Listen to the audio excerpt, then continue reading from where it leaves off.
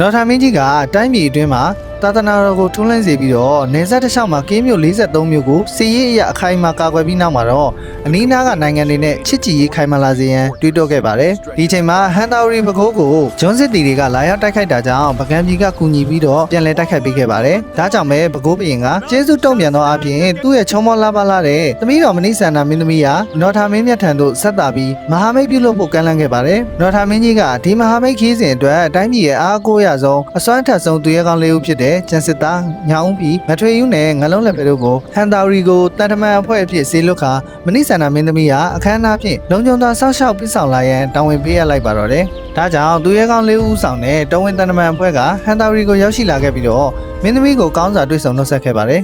အဲဒီနောက်မှာတော့တော်ဝင်မြင်းထားများစင်တက်များနဲ့အတူဟန်တာရီမှဗကန်နေပြည်တော်စီတို့ဝေးကွာလာတဲ့အပြန်ခီးကိုစတင်ခီးနှင်ခဲ့ကြပါတော့တယ်။နိဆန္ဒမင်းသမီးဟာမြင်းထားပေါ်ကလကာနောက်ွယ်မှာလိုက်ပါလာခဲ့ပြီးတော့သူမရဲ့ထူးခြားလှပတဲ့ရုပ်အဆင်းနဲ့ကျင်နာတတ်တဲ့ဇေယိုက်လက္ခဏာတို့ဟာစီးရင်မာသာအချိန်ကုန်နေတဲ့စစ်သူကြီးကျန်စစ်သားရဲ့မျိုးလုံးထဲမှာတော့စတင်ထင်ဟပ်လာခဲ့ပါတော့တယ်။ဒီခီးကိုဥဆောင်နေရတဲ့စစ်သူကြီးကျန်စစ်သားကလန်ခီးတစ်လျှောက်မှာတောတောင်ရှုံမြောင်နေအနေမျိုးစုံကိုကာကွယ်ဖို့အတွက်မနိဆန္ဒမင်းသမီးကိုအနီးကပ်စောင့်ရှောက်ပေးခဲ့ရပါတယ်။ညောင်ဦးပြီးငထွေယူနဲ့ငလုံးလက်ဖဲတို့ကတော့လန်ခီးရဲ့အရှိနဲ့အနောက်မှာဂီယူတစ်ဆိုင်ကာကွယ်ပေးနေကြပြီးကျန်စစ်သားကလည်းမင်းသမီးရဲ့မြင်းထားနီးနားမှာတာဝန်ရှိဆုံးစစ်သူကြီးအဖြစ်အမြဲတမ်းဝန်းရံနေခဲ့ပါတယ်။ရပ်ပေါင်းများစွာကြာမြင့်လာတဲ့ဒီခီးရှည်ကြီးအတွင်းမှာထက်မြက်လာတဲ့ကျန်စစ်သားရဲ့ရဲရင်မှုများကိုမင်းသမီးမနိဆန္ဒကိုယ်တိုင်သတိပြုမိလာခဲ့ပြီးတော့သူတို့နှစ်ဦးကြားမှာတားဆီးရခတ်ခဲ့တဲ့တန်ရောစင်တွေကတိတ်တဆိတ်စတင်ပြီးတော့ဝင်ရောက်လာခဲ့ပါတော့တယ်။ဒါပေမဲ့မနိဆန္ဒမင်းသမီးကဘရင်ကြီးထံဆက်သားရမယ့်တော်ဝင်မျိုးသမီးတူဖြစ်နေပါတယ်။ပကံကိုတဖြည်းဖြည်းနဲ့နီးကပ်လာတဲ့အမြကျန်စစ်သားနဲ့မနိဆန္ဒတို့ကြားက